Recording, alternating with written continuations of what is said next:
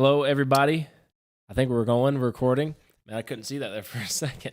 I think we are. It looks good, man. I hope you guys are having a great week. Today is April the 25th, Thursday for us recording this, 2024. It's hard to believe that it's full swing springtime. Gosh, man. Azaleas look beautiful outside. Gorgeous day today. Good day to be out and about, man. Up and moving. It sure is. It's been a busy couple weeks, I will say, but man, it's been good. It's like Lord's been good. There's a lot of good things that are happening, and I just want to exhort the congregation out here listening to us. If y'all are out there and don't have a church home, there's a beautiful place out here in the hills of Fairview. Man, come and see us, man. Come hang out with us. Come and see us. I've heard there's been people that have messaged on here that say, well, I don't have a church home, but I watch you guys every week. For those of you out there, if you're local, come on and check us out. Come on down. And hey, if you're not local, pick us up, man. Yeah. Jump in at 9:15, 10:45, trinityfairview.com.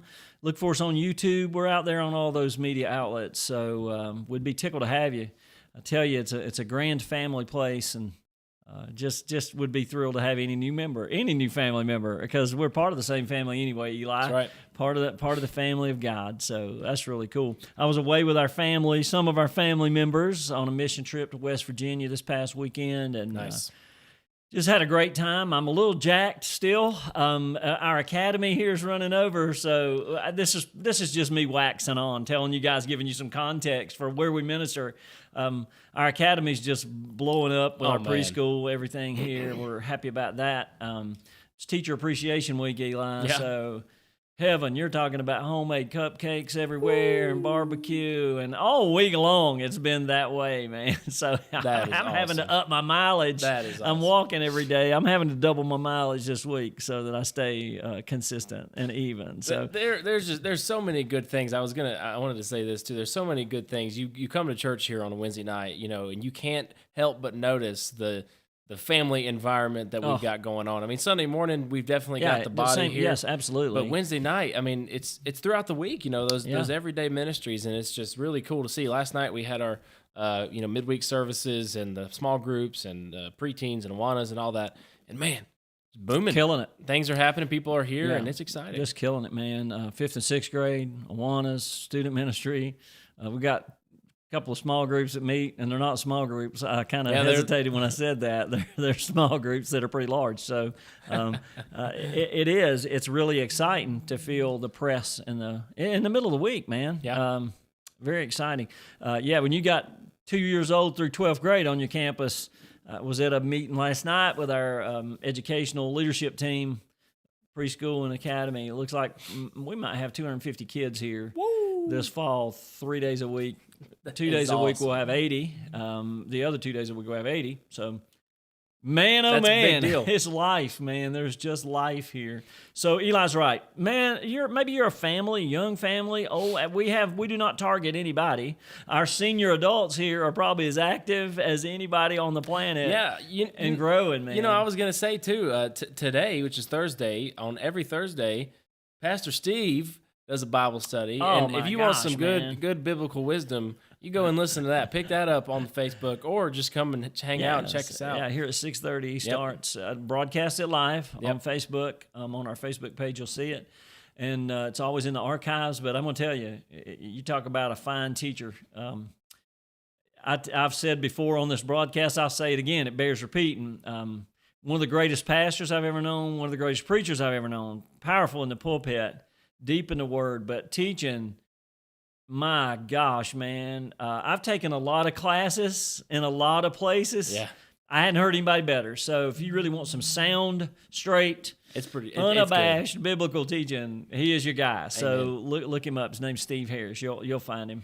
And it's pretty clear, if you haven't noticed yet, we've definitely been waxing, but there's something for you in whatever walk of life you're in. If you are a young family with a newborn, or with you're an older family, all your kids are out of the house, we got somewhere for you right here. Absolutely, man.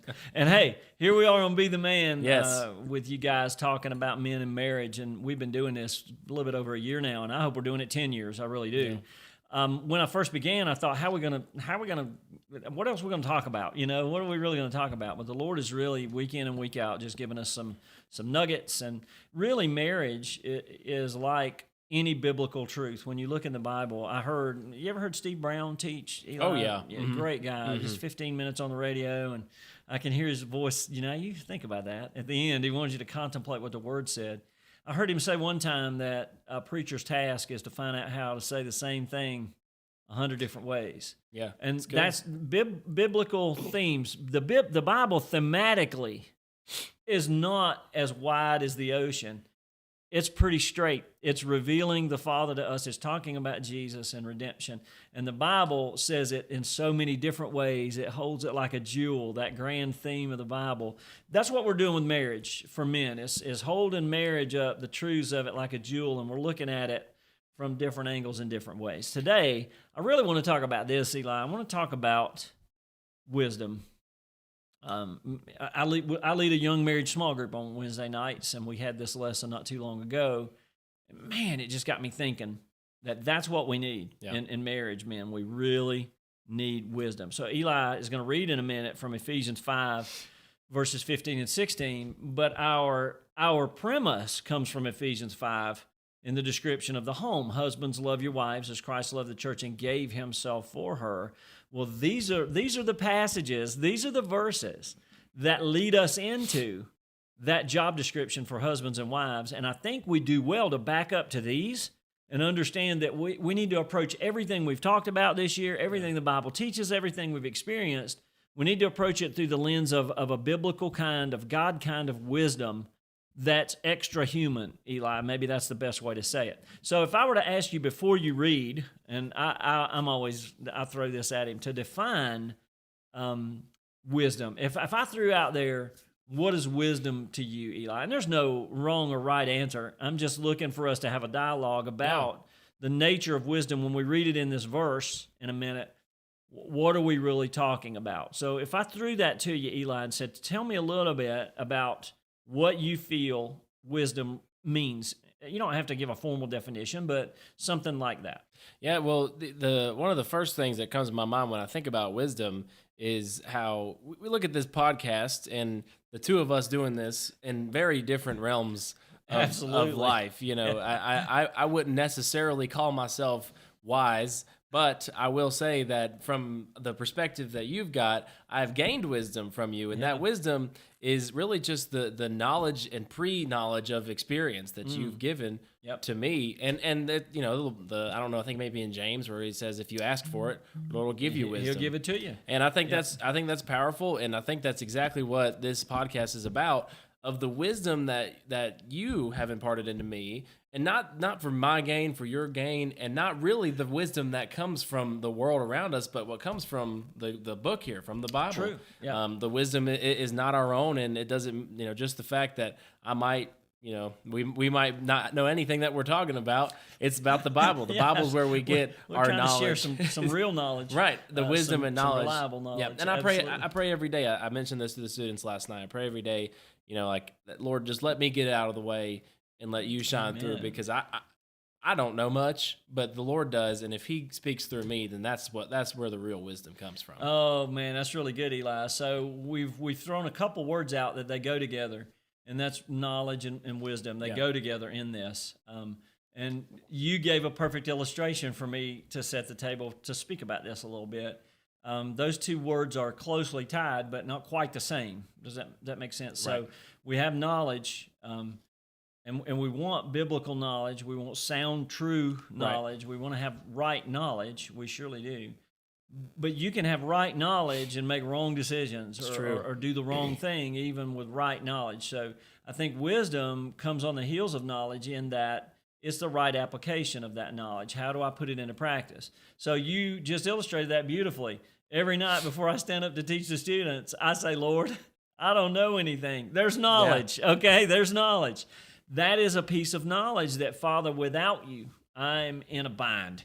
So I'm asking you, in light of that knowledge, here's my application. I'm asking you to fill me because I need you. And if anything's going to happen here, I need you to come into this situation. So there's a great illustration of wisdom being the proper and right application of knowledge, especially, that's true in any context, but especially in a biblical context. And I really want to talk about that in relationship to our marriages today. Because as Eli said, we've shared a lot on here, a lot of knowledge, and we're going to share some more today. Right. But I hope that today gives you a lens to say, well, how do I apply that? Because the way I apply it in my marriage is certainly going to be different than the way Eli applies it in he and Hope's marriage. And gentlemen and ladies that are listening, it's certainly different than the way that you'll apply it in your home and in your marriage context. But we all do it through this same idea of this lens of wisdom. How do we rightly apply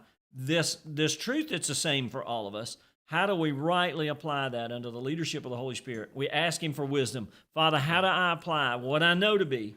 How do I apply that right here in this moment? So that's pretty cool. You want to read for us, Eli? This is Ephesians 5, 15 and 16, folks. Yeah, and absolutely. I think this is, this is what our aim is, the Word of God, the Bible, and I think it says that in the later part of love the bride, like we are supposed to love our wives as Christ loved the church. Absolutely. And to be washed with the Word, with the water of the Word, and that's what I think we're supposed to be doing here. And that's kind of what it's about. So I'll read that for us real quick. And I wanted to throw in, I wanted to read in part of the last part of verse 14 there. Go ahead, because I talked about this last week. You're free, baby. Last week on the last podcast I did, I talked about waking up as a church. Like we got to wake up and seek the Lord's face. So it says, "Awake, sleeper, and arise from the dead, and Christ will shine on you." He goes on to say, "Therefore, because of that, be careful how you walk, not as unwise men, but as wise, making the most of your time, because the days are evil." Wow, and there's a truth, right? Yes. There's knowledge, okay? The days are evil.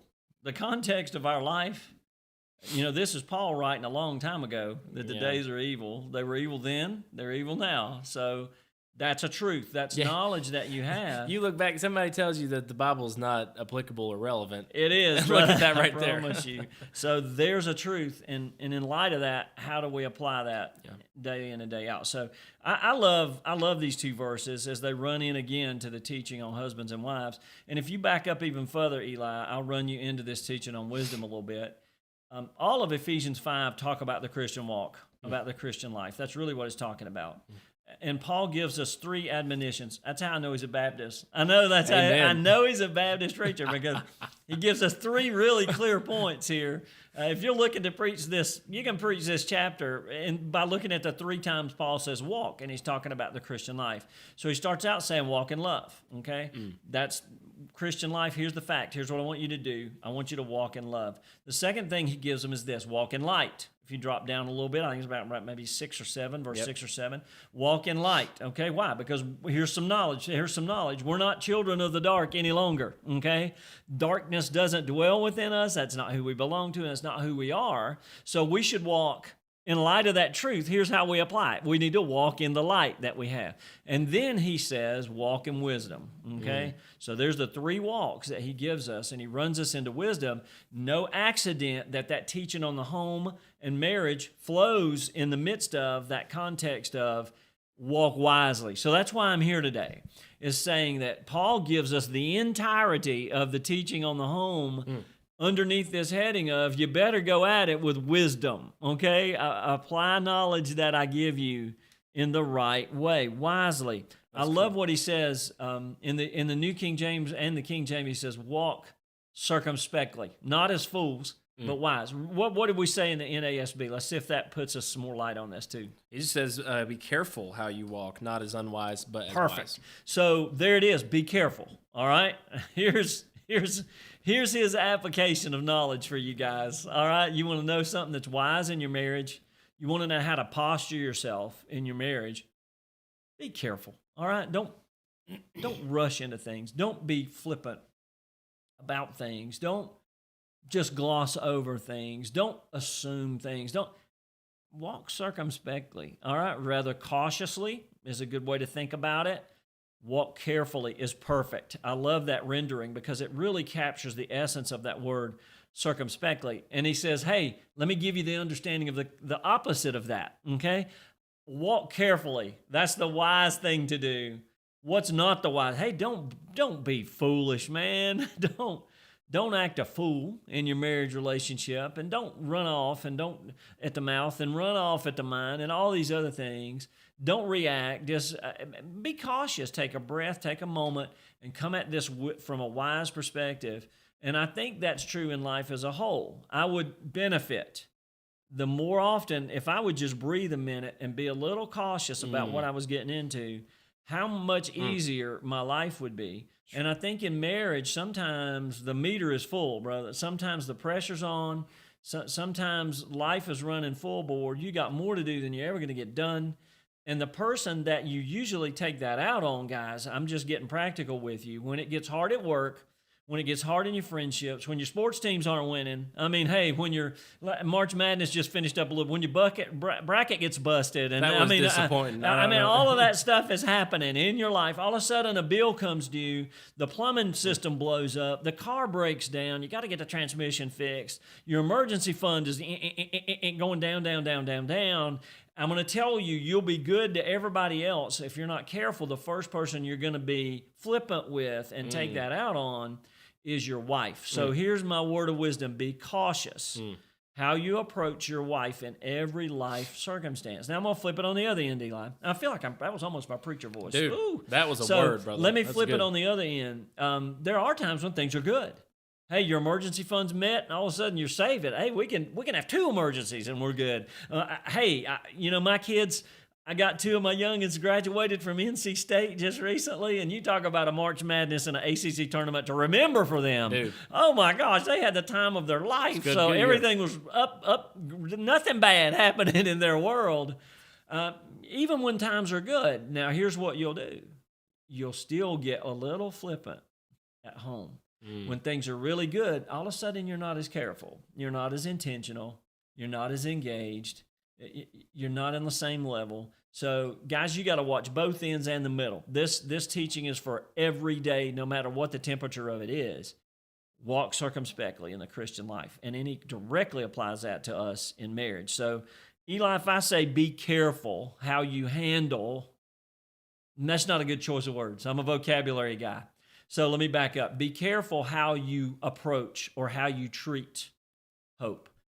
How does that land with you? What are your initial thoughts, and what do you feel out of what I just talked about? I go back to the time that you gave us an admonition as a staff, just as a general admonition out of 1 Peter 5:6, I think, if I remember that correctly, of be sober and vigilant. Yeah. In every part of your life to walk with vigilance, knowing what is coming after you, what's coming to get you, which is the enemy.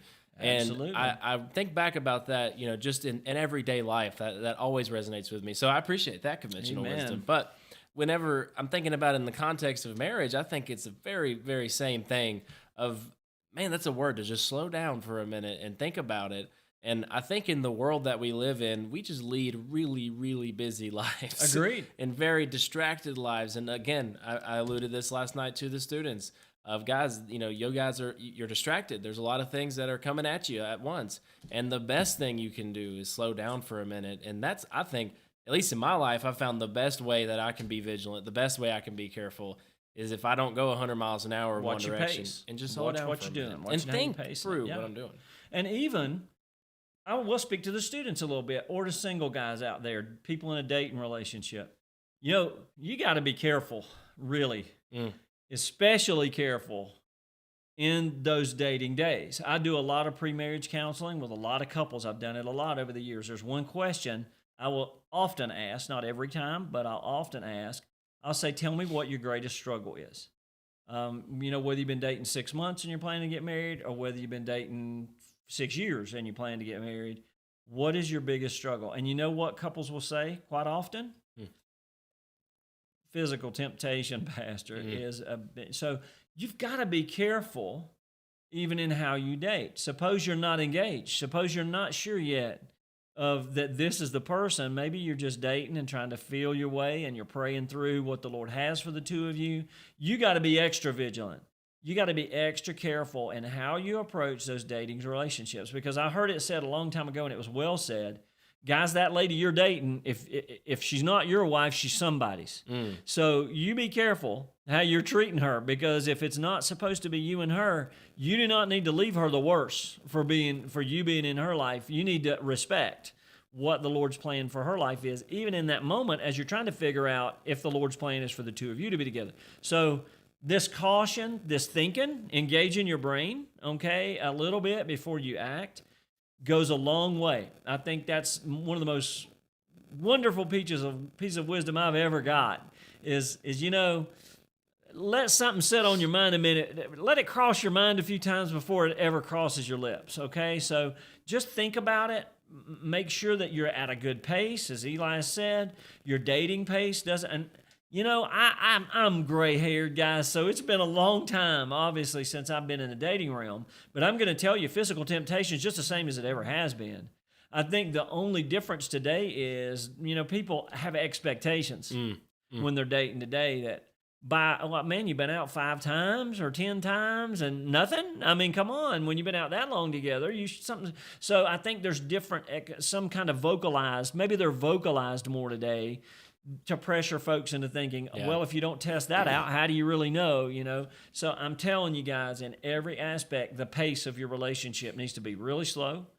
You need to exercise patience. You need to be careful how you approach this thing. My daughter told me a story the other day that just leapt into my mind. She's got this wonderful, beautiful cat. He could be a cat model. He really could. I'm telling you, he is a beauty. And Austin, if you're listening, we're talking about Winston down there. What a good young man he is. They were telling us the other day when we were with them. It's been a month ago now when they were home for Easter. So they were telling us, we tried to give Winston a bath the other day. Oh, I said, how did that go? I don't know if I've ever heard somebody. They told the longest story about trying to give Winston a bath because he's a long-haired cat. And I said, how did you approach that? And their answer was this, well, very, very carefully. Right. We approached that with vigilance, intentionally, and very carefully. So, hey, next time you're in a place where temptation is there, think about that. How should I approach this? Well, like trying to give a cat a bath. Okay, I need to be a little careful. I need to move slow. I need to make sure not to put myself in a position that this cat's going to scratch the living blood out of me. Right. I've got to hold him from the... So, guys, take that as a good word, not only when you're dating, but when you're married. Treat your wife even more so. Once the day comes that you commit your lives to each other, you need to ratchet it up. How carefully you approach her, how carefully you treat her. And I said handle her, and I don't mean that in a bad way at all. I mean, be careful how you deal with her and how you think of her. So I'm going to give you some practical stuff. Eli, you got anything on your mind before we go? I just think about, that's one thing I am on the other side of looking back of my earlier high school and college days, the vigilance that I did have. If you do be careful, if you stay diligent, it will end up boding well for you. And I can say that from experience, that it has boded well for me to be diligent, to have vigilance, and to be careful and to slow down because, just like you're saying, I try to tell the students all the time is, the dating in your life is important and the courtships and the relationships you endeavor into are important, but maintaining that vigilance and integrity and purity is very, very important in your life.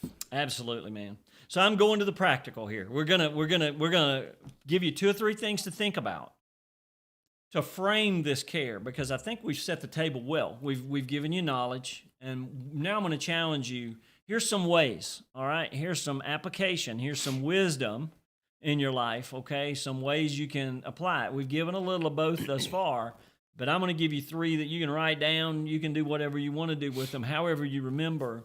I want to give you 3 arenas, some wisdom in these arenas, how to apply the knowledge that you have and what we're talking about as a whole in the Be the Man series and the principle and loving your wife as Christ loved the church. I want to say this to you guys out there too. If you're not a note taker and you're on the website right now or on Spotify, I've always got Pastor's 3 points underneath the podcast, so go and download it, and it's on your computer or whatever. Good. You're so good at this, man. I just want to, you got to have that tangibly. Sometimes I don't like to take notes, but you can click that little download button. You got it, brother. Pastor's notes are right there. He's taking care of people like me. I'm just going to be honest with you. He is. He's taking care of people just like me, man. I just wanted to put that out there. He is. He's like he's watching after me. All right, so here we go. Here's 3 things to watch. All right, be careful. Be careful about what you say. Number 1. All right, if you'll learn to just be really careful about what you say, apply that to your speech, all right? This walk in wisdom, Apply it to your speech. Be careful about what you say. I think that the scripture's clear that words mean something. I think the scripture's really clear. Have you ever heard this old conventional wisdom, this old saying? And we say it to kids for good reason, because we don't want them to internalize what people say about them. And we think this will help them not do that, okay? We think this will help them. Have you ever heard this, guys? This old piece of conventional wisdom. Oh, sticks and stones, they'll break my bones. What's the finish of it, Eli? Words will never hurt me. Is that really true? Is that really true? Is that a truth? I understand why we say the concept, right. I understand that we're trying to teach people, don't let words penetrate you, okay? Don't take in what people are saying. And that's wisdom in and of itself. But the statement that words will never hurt you, I can tell you, there's been times in my life that folks have said something to me. I would have rather they took a Louisville Slugger, sticks and stones aside. Yeah, I'd rather they got their 7-iron out of the bag. Student Ministries golf tournaments this coming weekend. I'd rather, and no one needs to get their 7-iron out at the golf tournament and take it to your competitor. But hey, I would have rather been whipped than have someone say some of the things that I've had said to me before. Because I can forget the physical pain in the moment. I might remember the incident, but the physical pain I kind of forget. But I'm going to tell you, you say something cutting to somebody, you say something down to somebody, and this is not an exaggeration or hyperbole at all. You can injure somebody for the rest of their life by saying some flippant, quick, cutting word. By saying that and speaking that into their lives, you can give them decades of turmoil and anguish, and they can never erase what you have said. How much more, again, I alluded to this in the intro, oftentimes, guys, you're harder on your wife. You speak to her more harshly than you would speak to your boss. You speak to her more harshly. Oh, you'd never say that to your best friend. Oh, heaven, no, I can think it about him, but I would never say that to him. But you'll go right home and say it to your wife about 10 times in a row. And if you're not, and the reason we do that is because we feel like they love us the most and they're going to stay with us, and we always hurt the ones we tend to care about the most. Yeah. So you go home, and guys, I'm telling you, she needs to be the one. She needs to be the last on the list. Yeah. Look, I'll say something to somebody else out here. I'll do anything to anybody out there a long time before I ever let it bleed into my relationship. So I'm here to tell you, in relation to your wife, here's a bit of wisdom. Watch what you say, okay? Watch what comes out of your mouth. Apply this, walk circumspectly, walk with wisdom. Don't be a fool, okay? And what usually exposes foolish ideas is foolish speech. Yeah. Man, that's what usually does it. So don't speak in a foolish way to your spouse. I thought about this. Somebody in a small group I was in not too long ago, I can't even remember the right context. You ever do that? Yes. I can remember the face, and I can remember the discussion, and I can remember what they said, but I cannot put it in the context. But they were like, I've heard people say they never fight as husbands and wife, but I believe that's an absolute lie. That just isn't true. I'm here to tell you it is true. I've heard people, I know people in my own relationship. I just don't fight. We just don't. Now, am I saying that is the goal, and unless you can get there, then somehow you're totally messing? No, I'm watching what I say. I'm just here to tell you that one of the reasons we've gotten there is I believe that we're very careful in front of things. And it doesn't have to be the content of your speech even, guys. It can be the tone, okay, and the tenor of how you can be saying really kind things in the most abusive way possible. And you can be saying really, you can say hard things in an easy tone. Yeah. What's the biblical admonition? A really soft answer, soft speech. That's a proverb. Mm-hmm. It turns away wrath. It's just like a fire extinguisher to wrath. That soft speech, it just puts all that fire out, and then you're able to get to the heart of the matter and have some clear communication. So I think, guys, I know there's a whole podcast if you back up on communication, but I'm going to give you one arena to apply this wisdom to, is your speech. Watch what you say. How does that How does that hit you, Eli? I got the pleasure to listen to a couple speak about marriage in the Christian context. It's Jeff and Kathy Heck. They're great, great people. Great people in the ministry and in the marriage realm, and they do lots of things. But they have this list online called the Heck List, and I took a picture of it while I was listening to their talk. And it's a satisfying and enjoyable marriage list, and it's got 16 things. We could 16, baby. I don't want to go. I won't go through all of them, it. but I want to give them. I want to give you guys this one about speech. It says, "Assume the best about your spouse and speak well of one another in private, in public, and especially to your extended families. Avoid sarcasm, ridicule, and nagging. They're never helpful." Praise Jesus. I was sitting there thinking, that is just so. Praise it's Jesus, in the vein of this. It's conventional wisdom, but man, that's biblical. You better The believe tongue it is the smallest member, but it's most It's powerful. a rudder. Guides the ship, baby. So you got to watch it. And you remember what we talked about. Watch what you say about your wife. Watch what you say to your wife, guys. Watch it. Okay, so that's wise. And for me, the wisdom of the day is this. This is what I really want you to catch. Words matter. They matter. They're not just things we say and enunciations and strings and all that stuff. They matter. They purvey feelings. They purvey mindsets. And you got to be careful, guys. Use your words as wisely as you can. And Eli, your words can be powerful. Yeah. On the same way as just what they're saying. You let sarcasm, I loved that right there. You let sarcasm creep in, that's a negative, okay? You let all these things. But on the other end, you let compliment, you let praise, you let truth. You slip into your speech. Let that be what guards your speech. Grace in your speech, guys. That's redemptive, and that's uplifting every time. So, hey, here's wisdom for you today. Don't be a fool, all right? Don't just let your tongue run off. Like, I believe James says that explicitly, doesn't he? Yeah, it's foolish, all right? Don't do that. Don't be a fool. Here's Paul saying, don't be a fool, all right? Don't walk foolishly, walk wisely. And I think one of those places that we can do that is what we say. Watch what we say. Here's second. Guys, watch what you see. And I think I'm going to have to explain this to you just a little bit. And what I'm talking about is perspective. Make sure you maintain a wise, healthy perspective of just who your bride is as a person and in your life. Perspective means everything. And I put this down.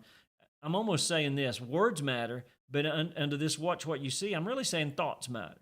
Okay, because words originate in thoughts. All right, as a man thinketh in his heart, even your actions and your identity flow from thoughts of your heart. As a man thinketh in his heart, so is he. So thoughts even matter. All right, Romans 12. Hey, renew by the you're transformed by the renewing of your mind. The thought life that you have, it really matters what you think, okay? It matters what you let start processing in your mind. I think of this so often, man. Eli knows this. I asked the staff to pray for me. I'm going to ask you guys to pray for me.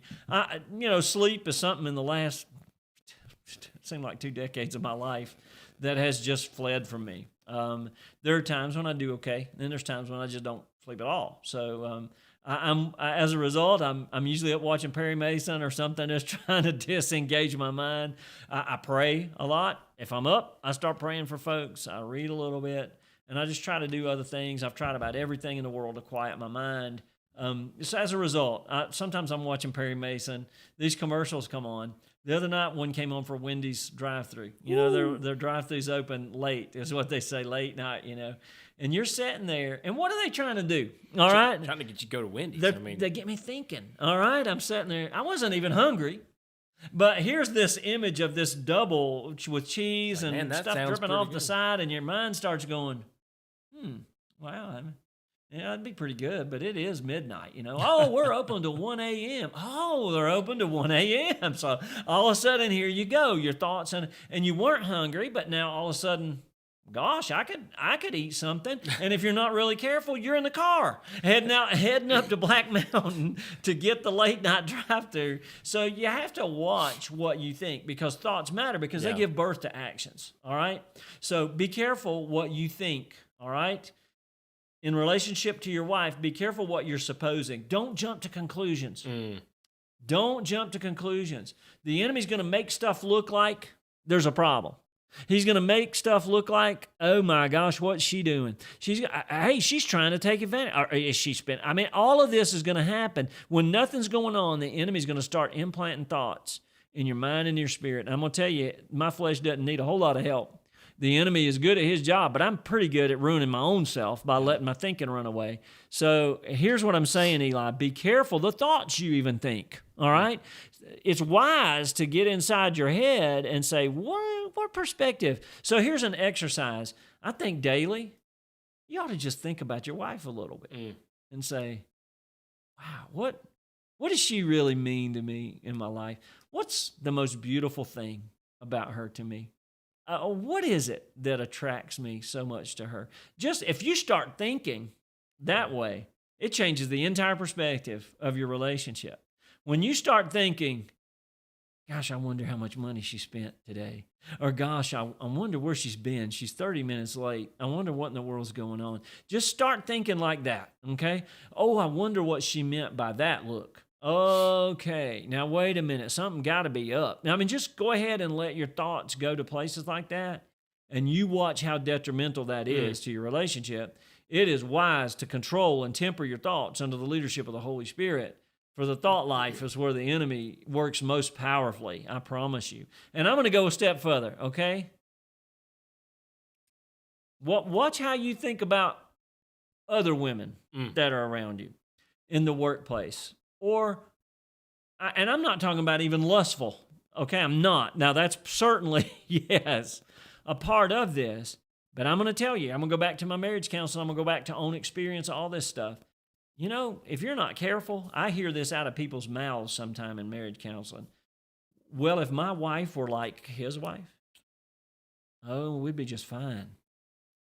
Tells me that he'd been thinking maybe more about other people around him than he has about his own wife, and reflecting onto her those feelings that he needs to deal with, and somehow putting them onto her.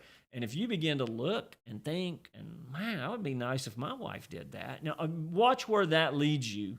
It's going to be detrimental, okay? It's going to be detrimental. I'm going to tell you, if I see Hope do something good for Eli, and she does, Hope is fantastic. All the time. What a lady. I love her. You're blessed, dude. Amen. So when she does something great for Eli, here's my thought. Hey, praise Jesus. Yeah. There they go. Good on them. I don't start thinking, well, I wonder if Tammy's going to. I mean, hey, that would be really cool if Tammy did that for me. That's not my first thought. Right. But I'm telling you, your flesh will drag you there, guys, if you're not careful. And even good things that are going on around you and positive things, the enemy will turn them. And he'll use them against you and be detrimental to your marriage. So, guys, thoughts even matter. How's that set with you? I went a long time right there. I apologize for that. Talk to me about that a bit. I go back to whenever you had mentioned a while ago in one of the podcasts about finding the beauty in everyday life and in the small things. Like Tammy likes to take a different route to the Walmart kind of a thing. Absolutely. And just because of who she is, I like that. And another one of these things on the list, brother. I got to read it. I'm sorry. The heck Lord's list, a satisfying and enjoyable marriage. The heck list. They said number 15. So number 15 says, find beauty and inspiration, search for it, in the richness of your daily life. Living for vacations or getaways makes you blind to the gifts of each day. Gratitude for each other, family, friends, and being alert to the wisdom, courage, and positive examples around you help you cultivate this every single day. I think the Lord's in our podcast today. Yes, man. I'd He say has so. us in this vein. And that's what you're talking about. The outlook and perspective. Absolutely, man. Yeah, wisdom of watching out, see the beauty. I love what you say. Eli knows I say this to our staff all the time, and I think I've said it to you guys. You need a little vacation every day. You should pause somewhere every day and just appreciate God's goodness, appreciate his love. I'm going to tell you, I was driving here. I'd been up to the hospital today, and I was driving here. And in this economic climate, and at my stage of life, I'm thinking about, my 403B. I'm thinking about, am I going to make it? I'm at that stage in life where now financial calculators mean more to me than they really ought to. If I'm not careful, I'm on the financial calculator. How much? All right, 10 years from now, what's my 403B going to look like if it has? And you can change all those variables and all this stuff, And I got to tell you, on the way here, I just got under conviction. The Lord said to me, Stacey, what have you ever wanted for? Well, you're sitting here wasting so much energy and effort and time. Now, I'm not saying, hey, don't listen to this podcast and say, Pastor said, don't plan. Don't worry about tomorrow. No, but don't obsess over it, okay? And what the Lord knew I was doing was, oh my gosh, I don't want to mess up. I don't want to miss this moment. I want to make sure. And hey, for good reasons. I want to take care of my bride. I want to take care of my kids and my grandkids. And I want to do the best I can to steward the resources. So all these good reasons that I have. But the Lord stopped me in my tracks and said, Stacey, when have I not been good to you? That's good. You today, you're thinking about 10 years down the road. And here you are driving by with azaleas blooming, honeysuckle here in western North Carolina on the side of the road. Amen. The sky is as blue as it can be. It's 70 degrees out here. I went on a walk today before this podcast out through the pasture. I told Eli I shouldn't have done it. My sinuses are rolling. But, the Lord just stopped me in my tracks and said, Stacey, have I not been pretty good to you? Have I not been okay to you along the way? Are you not satisfied? And that was really the question. I hate to admit it. But here's where the rubber met the road. He sowed some truth into my thinking. He said, are you not satisfied? Have I not satisfied you above and beyond anything that you could have asked or thought of me 20 years ago? And the answer is unequivocally, absolutely yes. You've gone exceedingly and abundantly above everything I could have ever thought about. If you'd have told me I'd be sitting here with a young man like this and being a part of a team like this at Trinity, even 5 or 10 years ago, I would have laughed at you. I would have said, that is a pipe dream. That is never going to be. And we didn't even do anything to make this happen. This is just the goodness of God. And so the word that Eli just gave you is wonderful. Now apply that to your marriage, okay? I'm a vacation guy. That spoke to me right there because that's me. Yeah. I mean, I look toward Tammy, and there's good in that. But I'm also that guy, give me a little daily vacation. And the Lord stopped me in my tracks on my drive here and said, you're not taking your vacation today, are you, Stacey? Yeah. You're not appreciating my goodness and my grace. Don't let a day go by that don't think good thoughts and don't think positive things about the greatest gift that the Lord has ever sown into your life other than Jesus, which is your spouse. So that's really good word. And whenever, Hope and I were first dating, I was working at a mechanic shop too. In addition to doing some church work. And I live for the weekend, wait till I get off of work at 5 o'clock. I got to get back up, go to the shop, work on another transmission at 7 o'clock. But I look forward to the weekend. Amen. You live for the weekend. Lover boy. Everybody's working for the weekend. All these 80s. That's right. All these 80s songs are stuck in his brain, dude. I don't know. But I think about those moments, and then, just throughout the relationship that Hope and I have cultivated, and just being closer to the Lord, walking with the Lord, those little daily vacations are cool because we can even do that together in our relationship. And one of the things we've tried to do whenever, after we get married, we're going to even make it a bigger point because things are going to get just as busy, to stop a minute, maybe even if it's a phone call or a FaceTime or something, just, hey, let's just not talk about business for a minute. Let's talk about how's life going. What you been doing today? How are you? How are things? Let's go get an orange creamsicle slushy from Sonic or something. You know what I'm saying? Or when are we going? I'm in on that, brother. They got a Frosty at Wendy's now. That's orange creamsicle. An orange. Well, I'm on my way there. So that's that late night drive-through. See, that's the Lord's confirmation to me right there, brother. I've always appreciated you pouring that into us as a staff, but just into my life personally, is those daily finding the beauty and looking for the daily beauty, and it alters your thinking. Yeah, all right, it does, and that's big. All right, so here's the 2 that I've given you so far. Watch what you say because words matter. So, guys, use them wisely. All right, use them wisely. Don't use them foolishly. Don't spend them on nothing. Use them wisely. Secondly is watch what you see. Perspective, thoughts matter. Okay, I love that. That song. Open the eyes of my heart, Lord. Mm-hmm. I want to see you. And ask that for your bride. That's good. Hey, open the eyes of my mind and my heart for my bride day in and day out, Lord, so that I see her. Okay, for who she is in my heart and my life. And then I'm going to backtrack what you're thinking about her when those positive thoughts are there.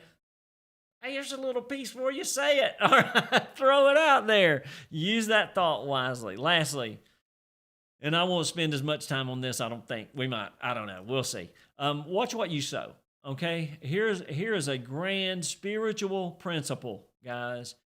I'm talking about a foundational spiritual principle, biblical truth, piece of knowledge that will alter how you live. And now I've built this up, but it should be. What you sow, here's the teaching of the word over and over. Whatever a man sows, what is the second half of that? That he also reaps. Yeah. Hey, well, you think you're going to sow this and reap that? Ain't going to happen. Not going to happen. You're not going to sow a nature thing here and reap something entirely different. It's not. Whatever you put in the ground, don't be shocked when that comes up. So here's my thing. Sow wisely, all right? Sow wisely into your relationship. Yeah. Don't sow seeds of discord. Don't sow seeds of doubt. Don't sow seeds of destruction into your marriage relationship. No, quite the opposite. Sow healthy seeds. Sow seeds of love. Sow seeds of compassion. Sow seeds of concern and care and priority and all the things that we talk about on these Be the Man podcasts. Yeah. Sow those things wisely, guys. Cultivate the heart. Cultivate the crop. Cultivate the ground. And sow wisely into that fertile soil that is the marriage relationship. Man, I'm preaching a lot today. Maybe I'm just feeling it. I don't know what it is. I'm in. But sow wisely into that ground. I see so many husbands that the field of their marriage is in absolute neglect. And they come to me, and with the couple comes to me and wonders why in the world the thistles and the thorns and the hard things, why is the ground so hard? How long has it been since you turned it?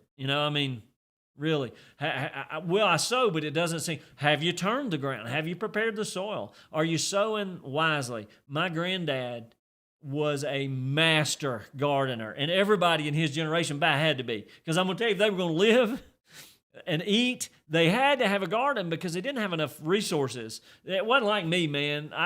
They didn't have late night Sonic drive-through with a creamsicle frosty. They didn't go to Walmart and buy $300 worth of stuff every week for their family.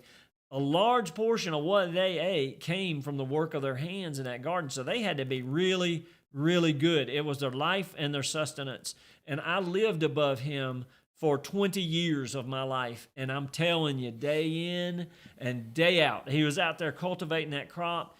I never went without potatoes. I never went without roasting ears of corn. We never went without green beans. Why?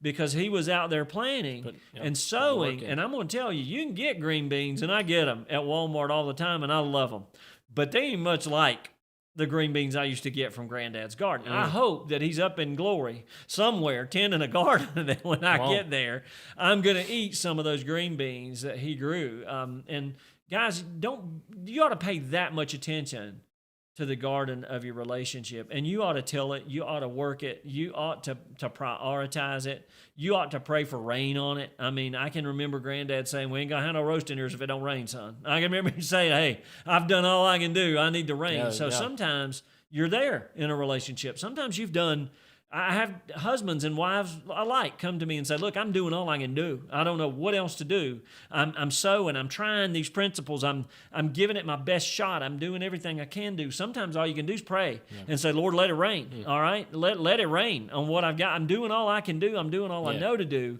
You're going to have to do the real hard stuff, which is, and Granddad was acknowledging, I can do all this, but unless God himself does what God only can do, we're not going to have no roasting ears. There's not going to be fruit from this. So, guys, in your relationship, make sure that you pay attention to sow wisely.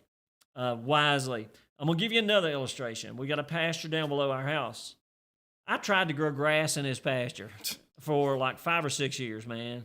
And I would go down there and overseed it, and I'd go down there and do all this stuff. We've got a guy in our church that does this for a living. All right? Your father-in-law is the man at this. If you're having trouble growing grass, call Rob Sneller. I'm going to give him a little business plug on here. Well, there's a guy that cuts grass for a living, and he mows my bank because he loves the pasture. He wants to save my back, and honestly, I just can't get it done anymore. So he'll come and weed eat my bank every couple of weeks, And he was heading out there one day. I said, man, this has been 2 or 3 years ago. I said, man, would you mind just to take a look at my pasture and if maybe overseed it or do whatever, A couple of weeks later, he said, I went by and took care of you. I did this, I did that. Wow. I needed this mixture. I did this to it. He said, you might better get ready to mow. And I'm thinking, no, there ain't much mowing down there. I mean, let me tell you, brother, for the last 3 years, I've been mowing the living daylights out of that pasture because he comes every year and does that same thing because he has wisdom. Yeah, that's good. I was sowing, but I was sowing flippantly and quickly. I'd throw the grass seed in the little hopper and I'd run down through there and hope that it would fall on that hard ground and do something.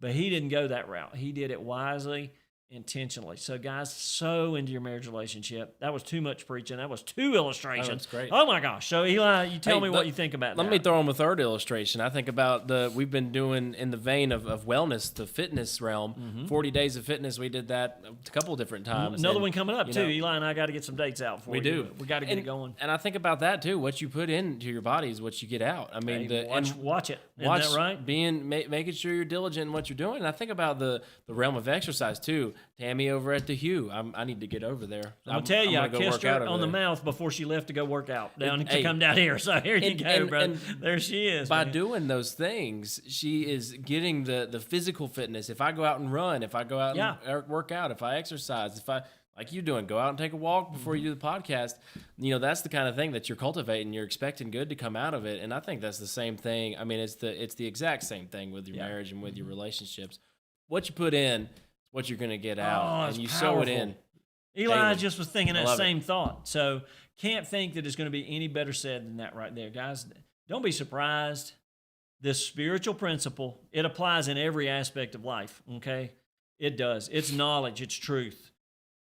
Don't expect you're going to sow one thing financially and reap another, all right? Don't expect that you're going to sow anything physically. And, oh gosh, Eli, I went by Bojangles for small group the other night, and the lady asked me a question that was dangerous. She said, have you ever had our Bo-berry cookies? Oh, my goodness. And you see, if you're watching this on video, my eyes are wide for a reason, because I said no.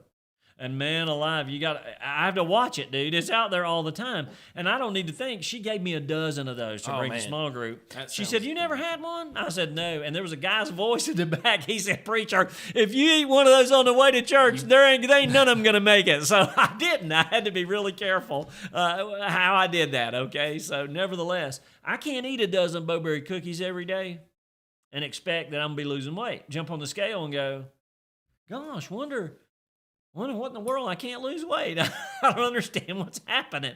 Well, you can't expect to sow one thing in your marriage relationship either, guys, and reap another. And you cannot. Just as we talked about a couple weeks ago on expectations, I mean, we just had this episode not too long ago. You can't expect a reasonably good expectation if you don't put in the work to get your outcome first. I mean, I talked to this again about the students last night. Talked about faith and the first part of Hebrews 11. That if you put what you put into faith, if you establish it in your mind, you will see the outcome of it happening by putting your faith in the Lord, being diligent in your walk with Him. Like, well, I don't feel like the Lord's moving. Well, how's your faith? How strong is your faith? Have you moved out in faith? Have you moved out in faith? Have you practiced the renewing of your mind in that idea of faith? So I think that's all. That's all very practical, and that's what we need to be doing, man. It's wisdom. It's really wisdom, guys. Is the right application of knowledge. And I don't wonder, there is no really way to escape why James said, if you lack wisdom, ask of the Lord. He did not say, if you lack knowledge, ask of the Lord. And Eli, we live in a time where knowledge is at your fingertips. It is. But what we desperately need is wisdom. How do we apply that as children of God, as men of God, especially in our marriage relationship? So, guys, I want to encourage you. Hey, don't walk like a fool. Walk in wisdom, circumspectly, carefully, okay? Especially in relationship to your spouse. Watch what you say. Words are important. Watch what you see. Your perspective, your thought life is very important and powerful. And watch what you sow. That might be more powerful even than the other two, and you use the other two to do the third. So watch what you sow. I'm going to be real quiet. I've talked too much today. I love you guys so much. I surely do. Pastor, thank you for that word, man. I think that's an encouragement to all of us. And for you guys out there, it's important in today's day and age, just as Paul said in this passage there. He said the days are evil. Yes, they are. It's a time out there where we've got to be diligent. We've got to be vigilant. It's a great closing word. You've only got so much time, is what Paul's saying. We have to. Evil days. You only got so much time. Use it. Okay, Yes. use it wisely. Perfect ending. Eli, you're so good at this, dude. We just, Come on. I think in today's day and age, this is the best kind of thing we can be looking towards. Is definitely looking for Jesus to come back. That's Absolutely. 100%. But looking on how we can further our marriage and further our relationship with the Lord, right here at the church, right here in one another in community. So I appreciate you guys. Amen. Appreciate you, Pastor. Gosh, I always love you, brother. Love you, brother. Love getting to do this with you. And I hope you guys are blessed by this. If you are, scroll down. There's a little icon down there. There's a little arrow on it. Click on it. Send it to somebody you love and appreciate. Amen. If they need some sort of wisdom, then the Lord give it to Pastor and us today. I'm hoping that it can translate to you too, and that you can take this with you. So share it out. Like it, comment on it, and if you don't know where to find it, Spotify, YouTube, Apple Podcast, Trinity of Fairview website. It's out there. It's out there. Absolutely. Y'all find us, and we'll see you next time on Be the Man. Yep. See you guys.